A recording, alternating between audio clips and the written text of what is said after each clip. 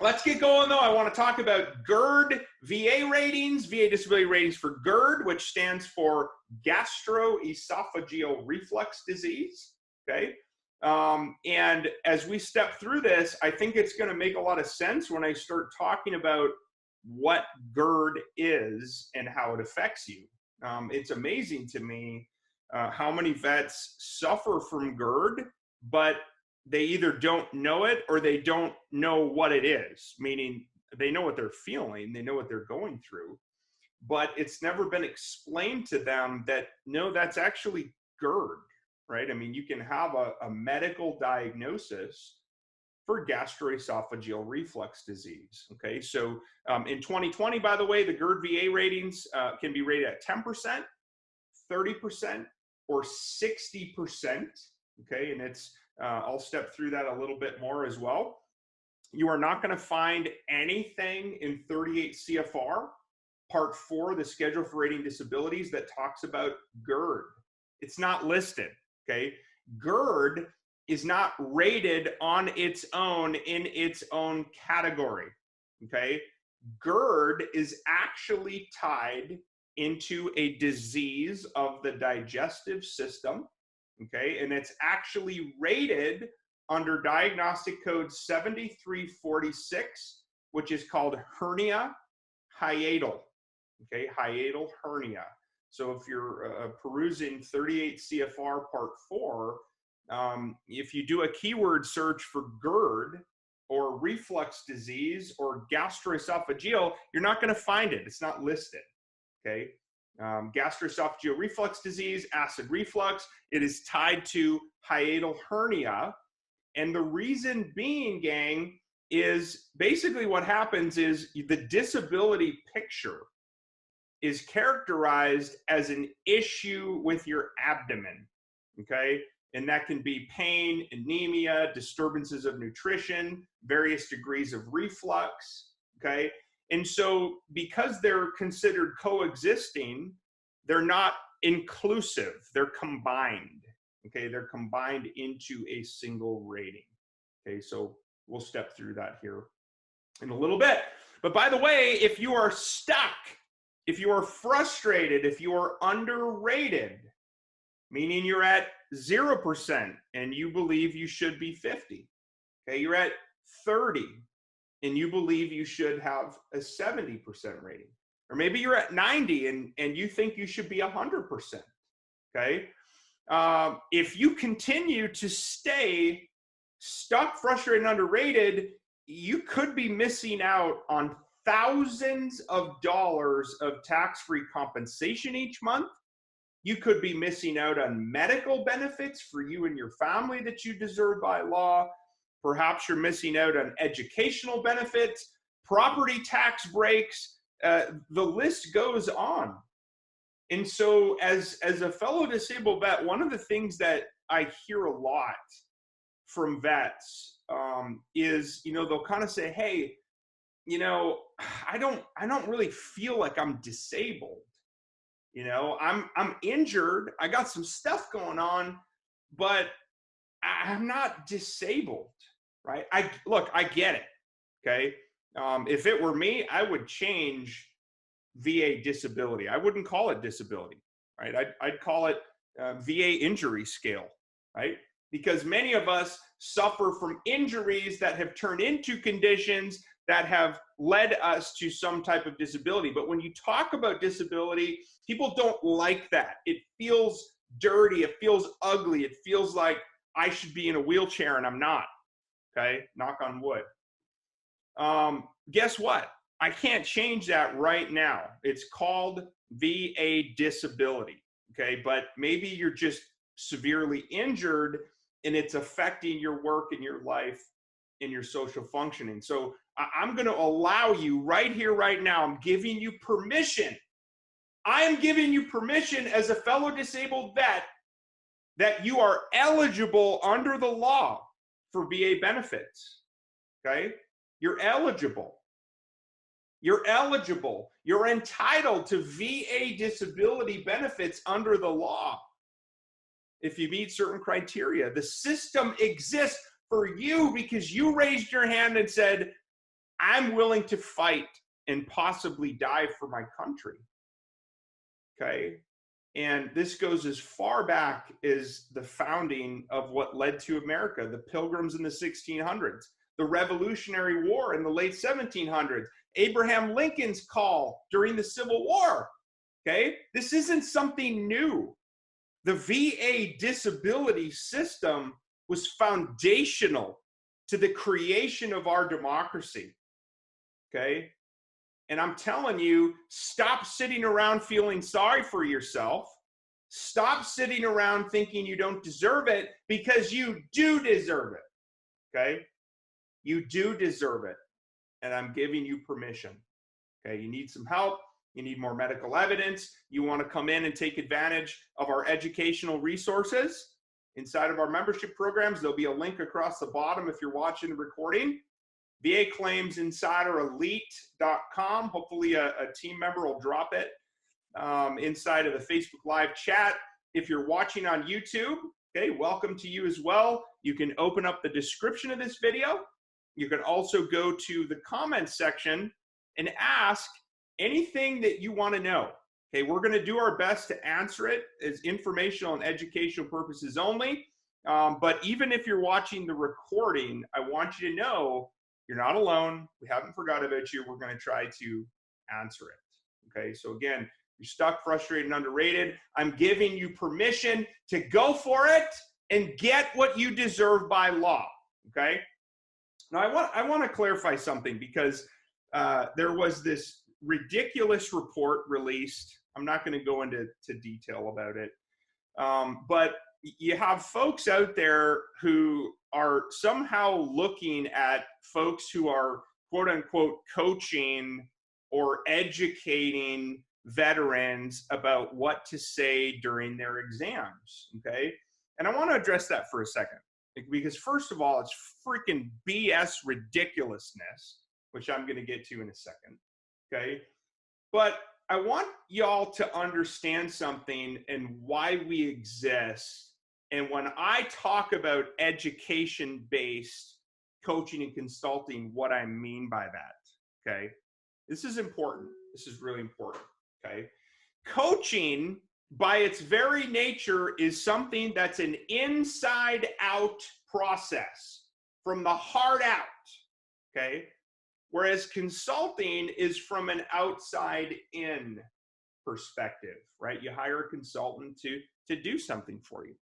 The coaching process is helping somebody unleash and unlock the very best version of themselves. And maybe they couldn't have gotten there without a coach. Okay, that's what coaching actually means. And so when I talk about coaching in the context of disabled veterans, we are not teaching you to lie or stretch the truth. That's against federal law, right? There's something called the False Claims Act with criminal and civil penalties, okay? If you file a false claim knowing that it's not true, okay, there are potentially severe repercussions for that, okay? What we help you do at VA Claims Insider is we help you get comfortable being uncomfortable. I'm going to say that again. We help you get comfortable being uncomfortable so that you can tell your true story cold, sometimes for the first time. It might be the first time that you have ever opened up about your mental health condition, about a military sexual trauma situation, about sexual dysfunction that you're dealing with, about alcoholism, drug abuse, okay? Which we know are typically coping mechanisms. Those are side effects, coping mechanisms of the severe issues you're dealing with, okay? What we do, our value add, yeah, we're VA experts. We know the law. We understand what the different rating criteria are, what the symptoms are. We can connect you with independent medical professionals for DBQs and nexus letters if allowed. But the even bigger value add is helping you take control of your VA disability claim so that you own it finally. You are the master and the controller of your destiny, okay? And you can talk about things and be uncomfortably vulnerable. So that when you go into your compensation and pension exam, you're prepared to fight back, okay? You're prepared to tell your true story finally after all these years and be vulnerable and tell them, no, this is what I'm dealing with. This is what it feels like when you do that. This is what has happened in my life. This is why my marriage is destroyed. This is why I'm an alcoholic. This is why I'm a drug addict. This is why I pace around my house all night long and I can't freaking sleep. This is why I can't breathe. This is why I'm hooked up to this machine, okay? That is what we help you do, okay? And if anybody has a problem with that, I really don't give a crap. I don't care, okay? You're not a good fit for us because I'm fighting for you every single day. I'm arming you. I'm equipping you to punch back against illegal, immoral, and unethical compensation and pension examiners. Makes me sick to my stomach.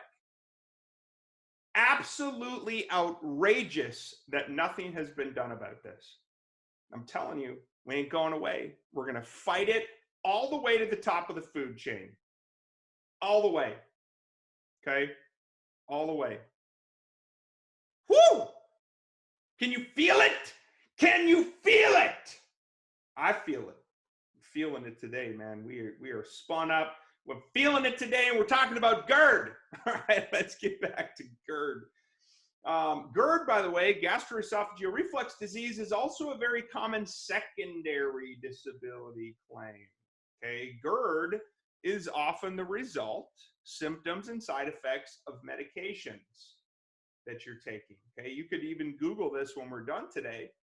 If you're watching the recording, hey, side effects of mental health condition drugs, SSRIs, headaches, vomiting, nausea, IBS, GERD, upset stomach, diarrhea, okay, acid reflux, all very, very common symptoms of side effects that you're taking for medication. Okay, so let's talk about GERD. What the heck is GERD? How do I understand if I even have GERD? Brian, tell me what it's about. GERD is acid reflux. Okay, if you've ever had that painful pressure in your throat coming up into where you almost feel like you're going to vomit. Sometimes maybe you are vomiting. Maybe you've got blood and vomit that happens.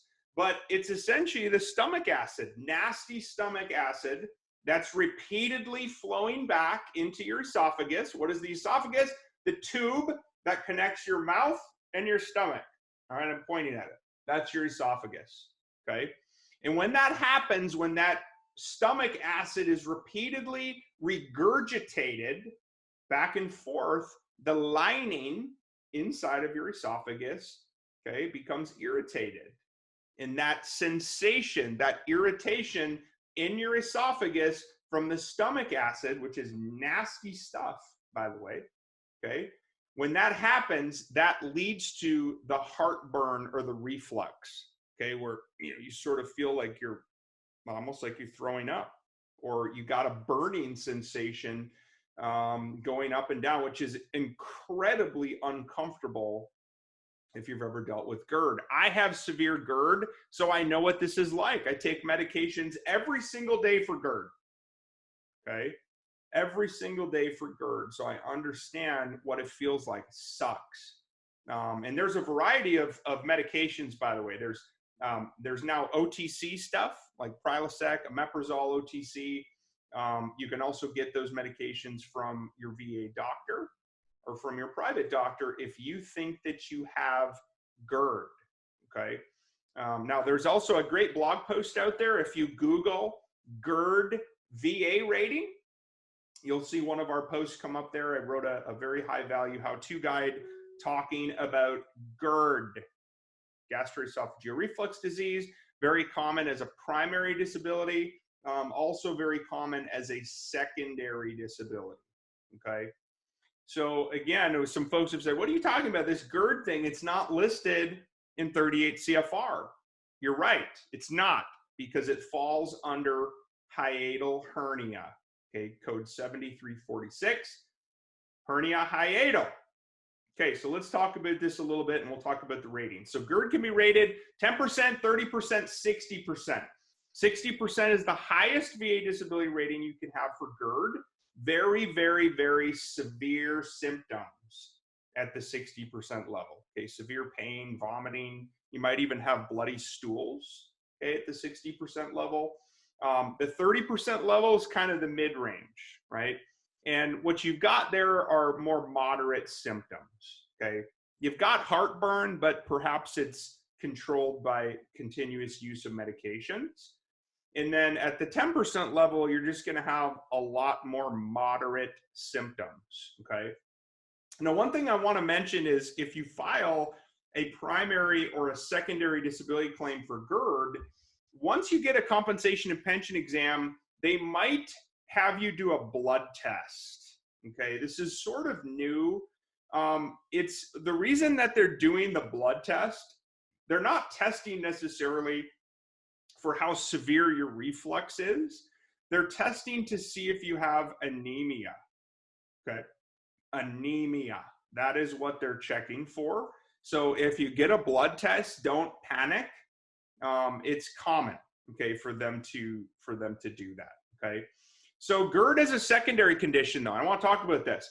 If you've got no evidence in your active duty service treatment records that have anything to do with acid reflux, regurgitation, having trouble sleeping, vomiting, severe heartburn, whatever, right? Maybe you've got some different symptoms. If you don't have anything in your active duty service treatment records that talk about that, you need to be very concerned about filing GERD as a primary disability because it'll probably get denied. Right? It'll probably get denied service connection, but perhaps you can connect it secondarily to something else if you truly believe that, no, my GERD is due to something else. My GERD is proximately due to or aggravated by or the result of another service-connected disability, okay? Which, something like PTSD, okay? Something like any other mental health condition that's already service-connected. Generalized anxiety disorder, major depressive disorder, somatic symptom disorder, bulimia, okay? Schizophrenia, PTSD, whatever the mental health, chronic adjustment disorder, right? Whatever the mental health condition is that you already have service connected, if you're taking if you're taking medications to help manage your symptoms, it's very possible you're struggling with side effects. Side effects, maybe that's causing IBS, irritable bowel syndrome. Maybe it's causing GERD, gastroesophageal reflux disease, okay? So secondary service connection, though, this is the missing link if you're going to go for GERD secondary. And it's what almost every veteran forgets about are the 3 requirements under the law, okay? And by the way, this is for any secondary service connection claim. Okay, if you're filing a secondary disability claim, you got to have 3 things. You ready? Who's ready? Somebody give me a heck yeah. All right. So first of all, you have to have a medical diagnosis of whatever secondary condition you're trying to connect. If you don't have a medical diagnosis for GERD, get your butt to the doctor. If you don't know what heartburn or acid reflux is, but as a result of this video, you're like, man, Brian, I have that. I suffer from that same thing. Go get a diagnosis. Okay, pick up the phone, call your VA primary care physician, talk to them about what's going on. Okay, you could also go to an urgent care facility depending on how severe your GERD is, right? You could, maybe you're already taking over-the-counter medications, you know, or you keep a roll of Tums with you everywhere you go to help manage your symptoms. That's what that is, okay? But you got to have a medical diagnosis somewhere, either in a VA record or a private treatment record, Okay, well, after you've got your diagnosis, there has to be a condition that's already service-connected that you're going to link it to. Okay, PTSD, depression, anxiety, migraines, IBS.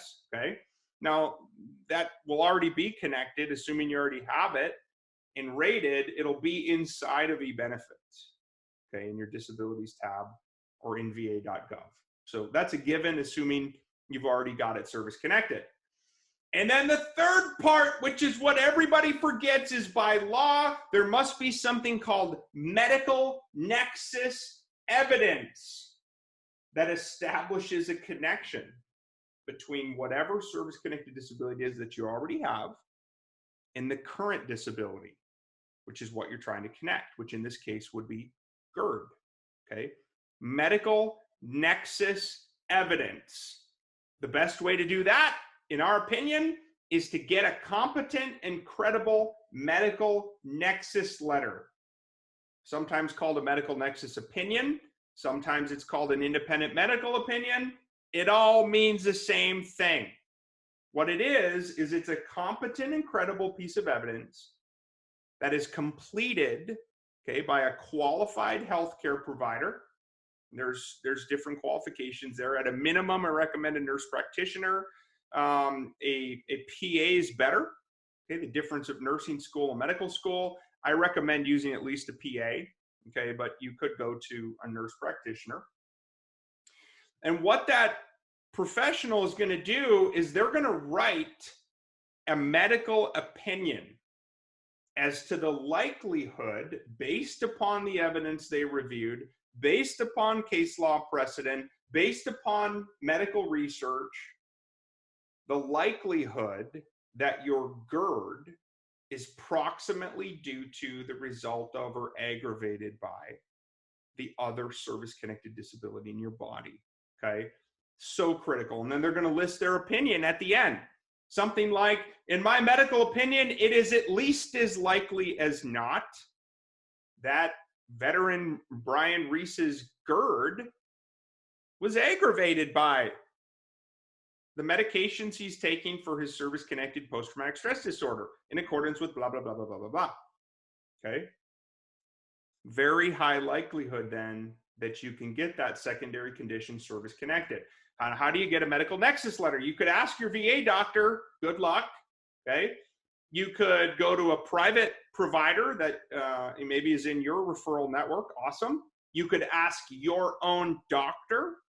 Maybe you've got an outside provider that you see based upon, insurance or whatever. Or you can get your butt inside of VA Claims Insider Elite, okay, which is our premier education-based coaching and consulting program. We help disabled veterans get the VA disability rating compensation they deserve. We help you unlock and unleash your own situation so that you can explain it to the VA and be uncomfortably vulnerable. You can know and nail your true story, okay? And you can also add new and relevant medical evidence in the form of either disability benefit questionnaire reviews, DBQs, or medical nexus letters, okay?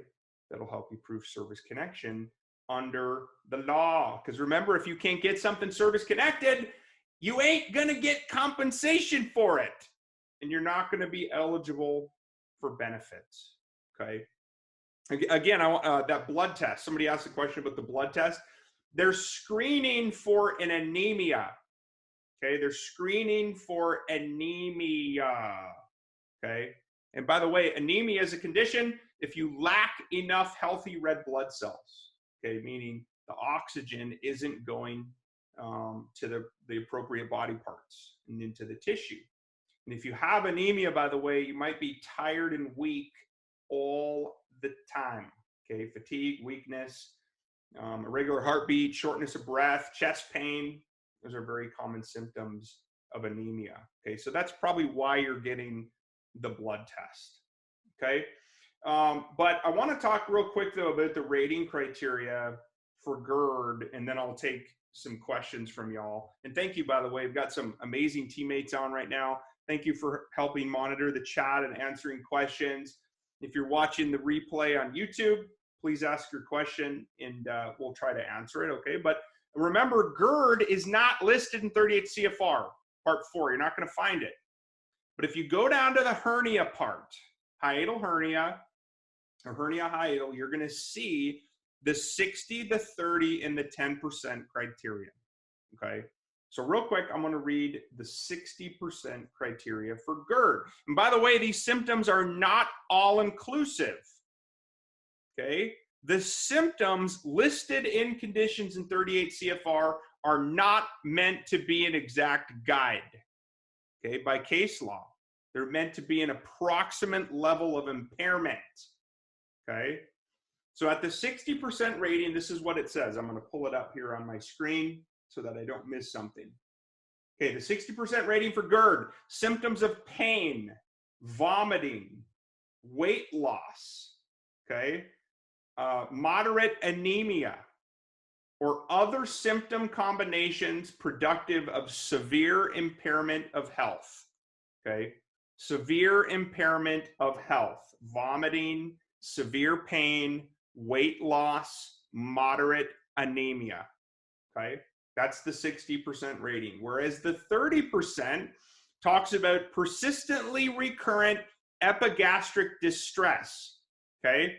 What that means is you're having constant reflux, okay? Maybe you've got pain in the arms and shoulders as well, and it's causing considerable impairment of your health, okay? Versus the 60% rating talks about severe impairment of health, whereas 30% talks about considerable impairment of health, okay? And then the 10% is you're at the 30% level, but with less severity, okay? Maybe your epigastric distress is not persistent. Maybe it's once a month, right? That would be something that would probably get you a 10% rating for GERD, okay? But again, don't forget about GERD as a secondary disability. Very, very, very important, okay? All right, you guys are crazy. There's a whole bunch of questions and comments in here. There's 217 of you on live. Welcome. You can see I'm just chilling out in the mountains here. I'm just kidding. That's my green screen. I've got a awesome green screen. Thanks, DP. And I found some cool photos, by the way. So you'll see I've got mountains. I've got the military member, which is super rad. But anyway, who's got a question that I can answer now? Right, I'll hang out here for 10 or 15 minutes or so. If you've got a question, you can ask me anything. It doesn't have to be about GERD. It could be about something else. Maybe you could just jump on and tell me, Brian, you're out of rags, bro. You need to cut your hair. What's up, Brian? Hey, Greg. I got my phone out right now, see? So that I can talk to you guys. I can still see you on the screen, and I can still answer questions in real time. All right?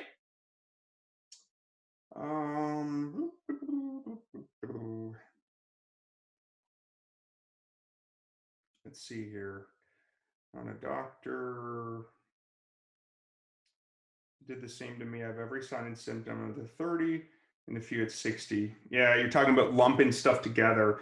VA raters, unfortunately, and even compensation and pension examiners, many of them struggle to understand how they code or classify it because so many of the gastro issues are lumped into one. Okay, it can be confusing for them. So if the medication is working in preventing the burning and vomiting, how do I claim that? So Tyrone, that would be a personal decision, okay? You could still claim it. Maybe you get service connected at 0%. Maybe you get 10%, right? Because you're still having symptoms of epigastric distress, but it's controlled by medication, okay? So, I mean, you're not going to be eligible for the higher ratings, but you're being very honest. That's fantastic. Open, honest, vulnerable. You can go ahead and claim that. So you could claim GERD as a secondary disability to something you've already got, okay? Or maybe it's a primary. That's how I would handle that. Jeff Patch. What's up, Jay Pizzle? He does all of our graphics, man. So awesome. If you've been to our About Us page, our new logo is just rad. Thank you, Jeff, for everything, man. You're a rock star. Can GERD be secondary to OSA? GERD can be, Janice, GERD can be secondary to anything. There's no limitation as long as there's some type of a logical link or connection medically that connects the two. Okay. Now, off the top of my head, I don't know whether there's medical research reports that support GERD secondary to obstructive sleep apnea, but it makes sense that it could be. And maybe you're taking medications to manage other conditions you're dealing with, which is causing the GERD. Okay, so that's possible. Now that I'm taking medications for GERD, how do I show symptoms since the symptoms are being managed daily? Okay, Alex, one thing you may want to consider, and this is important because I think this ties to the previous question. So if you don't have symptoms or the symptoms are being managed successfully through medication, first of all, awesome, right? That's great. The idea here is you want to get better or at least be able to manage your symptoms. So what I recommend though is you still should try to get it service connected, even if it's at 0% or 10%. Because your symptoms aren't that severe. Because guess what? Nobody here is getting any younger. Okay? Nobody on this call hearing my voice, including myself, is getting any younger. And what happens when we get older? Our body breaks down, things get worse. Okay? And 20 years from now, dang, you're going to wish you got that service connected. Because if things change or it gets worse or the medications don't help anymore, you're probably going to want to file for an increase at a later date. Okay. Can you get secondary GERD rated at 60%? Absolutely. So whether your GERD gets rated at 10%, 30%, 60%, it doesn't matter. And whether it's a primary disability for direct service connection or a secondary disability for secondary service connection, it doesn't matter. It doesn't change the rating criteria, okay? Oh my goodness, y'all are crazy. So Alex says he's rated at 10% for GERD. Okay, so you might be where you should be, okay? It's a personal decision on your behalf of whether you think you qualify for the higher rating criteria or not, okay? Roy, how you doing, sir? I'm waiting to have my other claim close out before going for GERD. I have a DBQ and Nexus. Yep, that makes sense. You may want to let that other one close. You add new evidence now, you add new things, it can kick it all back.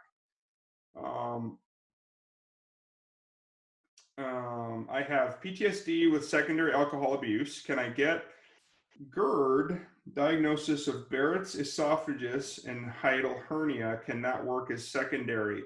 It can. Jeffrey, you got to be very careful though when we're looking at the alcohol abuse, because if the VA determines that the alcohol is what has caused the GERD, they can technically deny the claim and basically say that it was your willful misconduct. Not always, but they can. We know that alcoholism and alcohol use disorder is typically the result of, it's a coping mechanism to try to manage the fear, anxiety, stress, panic attacks, depression, the mental health conditions, the PTSD, okay? But you're gonna wanna be very clear on what you believe your GERD is secondary to, okay? Is the GERD secondary to the alcohol abuse, or is the GERD secondary to the medications you're taking to manage the PTSD? Okay, that matters. So you might want to think about that in your claim and in your situation. Bob wrote, hello, Brian, I've been out for 40 years. Does the VA take my application less seriously? Absolutely not, Bob. There's lots of reasons, I think, why vets don't file a disability claim when they first get out. Lots of reasons. Some of it is fear. Some of it's anxiety. Some of it is the guilt trip we own of, I don't think I deserve anything, right? Maybe you just don't care at the time. Maybe you had no issues 40 years ago, right? But now you do. And now you want to get that stuff service connected. You want to be recognized for your service and for your disability condition. So it's not that the VA takes your application 40 years later, less seriously. It's that it's going to be harder for you to prove service connection, okay, because you've been out for 40 years. So I think you need to be thinking about, do you have your service treatment records? What conditions or symptoms or even subjective symptoms are listed in your service treatment records? Okay, because if it's not in there, you're going to have a very, very, very hard time getting those things service connected 40 years later. Okay, I wish I had a better answer for you. Don't. One of the ways you can help yourself with DBQs and Nexus letters, but it's not a guarantee. Let's see here. I have GERDs and Barrett's esophagus. Can I get rated higher than 60?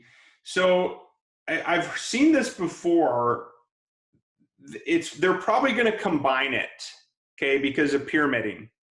They're not going to rate you separately for conditions with virtually identical symptoms. Okay, they're only going to rate you once. Okay. You're going to be able to link to sleep apnea. Sure. Yeah, I don't see why you can't. Yeah, man, some vets are posting here about severe GERD symptoms. It's tough. It's tough. Hey, Brad. Hey, Rusty. Thanks, Combat Craig, man. And thank you, Jeff, for answering so many of these questions as well, which is fantastic. Yeah, Jeff Patch. I've heard a lot that I don't deserve it. Not true. You served. You do deserve it. Amen. Amen. Right? We're giving you permission to get the VA benefits you deserve by law. Okay? Nothing more, nothing less. What you deserve by law. What do we help you do at VA Claims Insider? We help you take control of your own claim so that you can understand what you're fighting against so you can punch back. And I want you to think about this for a second. Okay? If you go interview for a job, let's say you apply for a job at Facebook, at Google, heck, maybe you've even applied for a job at the VA. Okay? Are you going to show up to that job interview cold? Right? Or are you going to have done some research? Right? Are you going to try to understand what types of things you might be asked so that you're prepared? Right? It's no different for your VA disability claim. It's making sure that you're educated and prepared so that you can properly explain what you're dealing with. Because if there's one thing I've seen and learned over time, veterans suck at getting vulnerable. Man, we wear these masks. We think we're so tough, right? Why? Because we were trained that way. We were put through training in the military that it does not matter what you're suffering from personally. You never leave a brother or sister behind, no matter what, and you never fail in the mission. The mission is first, always. And man, they're good at banging that into our heads. And then what happens? We get out, we hide, we act like we're fine, we start drinking, we start taking drugs, right? We limp around, we wear braces, we take over-the-counter medications like freaking candy, okay? We're hiding. We're hiding. Most veterans are not able to articulate their symptoms because they don't want to sound like they're whining. They don't want to sound like they're complaining. They don't want to be vulnerable. They don't want to be a pansy. They think they don't deserve it, okay? So many reasons. All we help you do is we give you permission. We give you permission as fellow vets to say it is okay not to be okay. We arm you with information. That's it. Okay. And then, of course, you can get connected to independent medical providers if you need disability examinations, if you need to go in person, right? There's in-person clinics as well around the United States. And you can get more medical evidence, all right? Or you could use your own doctors for more medical evidence. Okay, again, you need some help. You'll see a link displayed at the bottom. There's also a link in the chat, but you can join us right now and start for free inside of our VA Claims Insider Elite membership program, www.vaclaimsinsiderelite.com. Okay, then you go on to step 2. You'll sign our membership agreement. It specifies our terms, our privacy. Okay, very, very important since everything we're talking about is HIPAA related to your medical information. And vets, man, it would be an honor to have you become an insider, to have you join our family, for me to tell you, welcome home. Okay, welcome home. All right, I love you guys. Again, please keep asking your questions, even after we're not live, whether you're watching this on Facebook or on YouTube, and I'm going to try to answer as many of your questions as I can. Okay, I love you guys so much. Thank you for all the love and support. We couldn't do this without you. Okay, we'll talk to you soon.